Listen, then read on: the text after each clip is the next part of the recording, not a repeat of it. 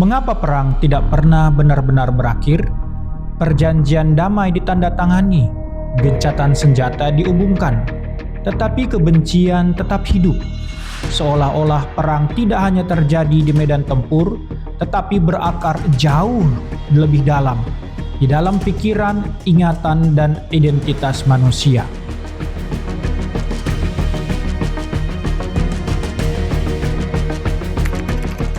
Perang adalah masalah psikologi kolektif. Kajian modern menunjukkan bahwa konflik berkepanjangan bukan hanya soal politik, tetapi struktur psikologis masyarakat. Konflik seperti Iran-Israel seperti intractable conflict, konflik yang berlangsung lintas generasi dan sulit diselesaikan. Konflik semacam ini bertahan karena keyakinan kolektif, emosi, dan identitas yang terus direproduksi. Artinya, perang tidak bertahan karena senjata, tetapi karena cara manusia berpikir dan merasa tentang musuhnya. Faktor ideologi ketika keyakinan menjadi identitas. Dalam konflik Iran-Israel, Iran membawa ideologi revolusioner dan anti-Zionisme.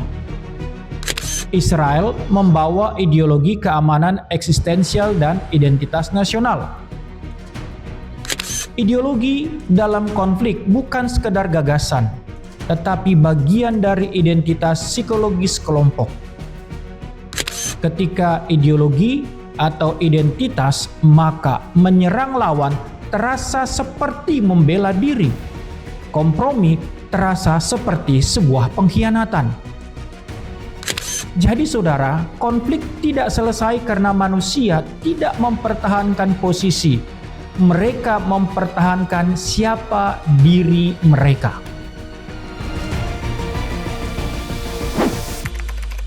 Sejarah, memori yang tidak pernah mati. Konflik Iran-Israel tidak berdiri sendiri, tetapi dibentuk oleh sejarah bangsa yang ribuan tahun. Sejarah kolonialisme, revolusi Iran 1979, konflik Timur Tengah yang panjang. Fenomena ini sebagai trauma as ideology. Trauma masa lalu berubah menjadi cara berpikir politik.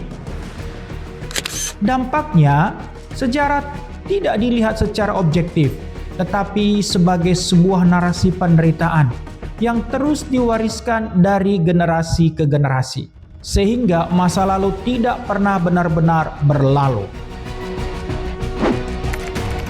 Agama dari iman menjadi legitimasi konflik. Secara teoritis, agama mengajarkan damai, itu teorinya. Namun dalam realitas konflik, agama sering berubah menjadi identitas kelompok, bahkan menjadi pembenaran kekerasan. Sejarah menunjukkan bahwa dalam konflik berkepanjangan, agama dapat berubah menjadi ideologi perang. Paradoks memang saudara, agama mengajarkan kasih, tetapi dalam konflik memperkuat batas kami versus mereka. Ini yang membuat konflik menjadi lebih absolut dan sulit diselesaikan.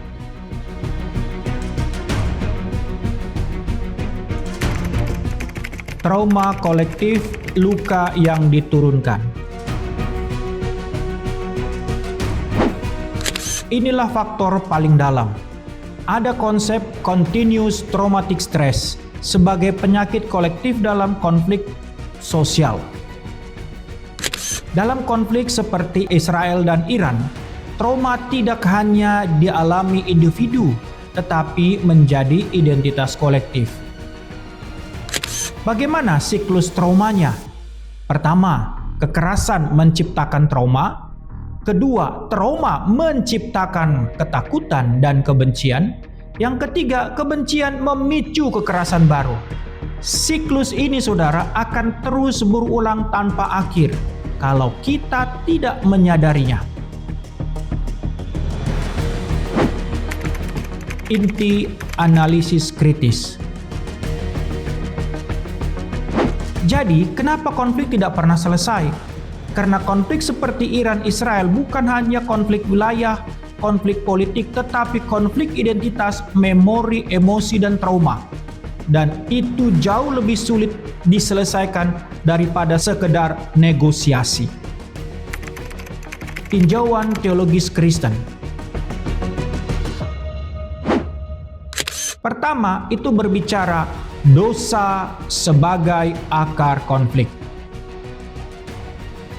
Dalam teologi Kristen, dari manakah datangnya sengketa dan pertengkaran di antara kamu? Kalau kita membaca Yakobus 4 ayat 1, jawabnya dari keinginan dalam diri manusia.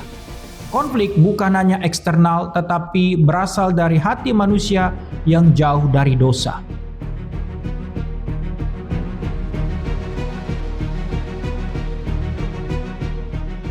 Hati yang terluka menjadi sumber kekerasan. Trauma dalam psikologi, yaitu luka batin, dalam teologi bisa dilihat sebagai hati yang belum dipulihkan. Dalam Mazmur 51 ayat 17 tertulis, hati yang remuk redam tidak akan kau pandang hina. Masalahnya, manusia sering tidak menyembuhkan luka, tetapi justru mewariskannya pada dirinya bahkan keturunannya. Inilah yang terjadi. Identitas versus kerajaan Allah. Dalam konflik, identitas nasional dan agama menjadi absolut. Namun Tuhan kita Yesus Kristus berkata, kerajaanku bukan dari dunia ini. Yohanes 18 ayat 36. Lalu bagaimana kita mengkritisi mengenai perang Iran dan Israel? Ketika identitas duniawi menjadi mutlak, maka kehilangan perspektif kerajaan dalam diri seorang manusia. Pengampunan, jalan yang paling sulit. Dalam psikologi konflik, balas dendam adalah respon alami. Namun dalam Kristen, kasihilah musuhmu dan berdoalah bagi mereka. Matius 5 ayat 44. Ini bukan idealisme kosong, tetapi satu-satunya cara memutus siklus trauma. Konflik sebagai realitas dunia yang jatuh. Teologi Kristen secara realistis menyatakan bahwa dunia memang penuh konflik. Perdamaian sempurna tidak akan tercapai sepenuhnya di dunia ini. Namun orang percaya, yaitu kita, kau dan aku, dipanggil untuk menjadi pembawa damai. Matius 5 ayat 9.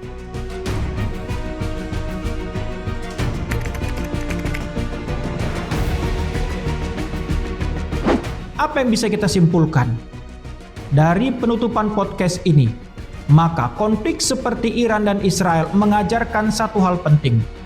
Perang tidak pernah benar-benar selesai karena manusia tidak pernah benar-benar sembuh selama dia identitas lebih penting daripada kemanusiaan, trauma lebih kuat daripada pengampunan, dan kebencian diwariskan lebih cepat daripada kasih.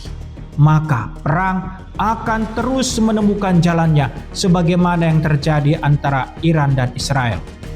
Namun, iman Kristen menawarkan sesuatu yang radikal, bahwa dalam dunia yang penuh konflik, rekonsiliasi tetap mungkin dimulai bukan dari negara, tetapi dari hati manusia.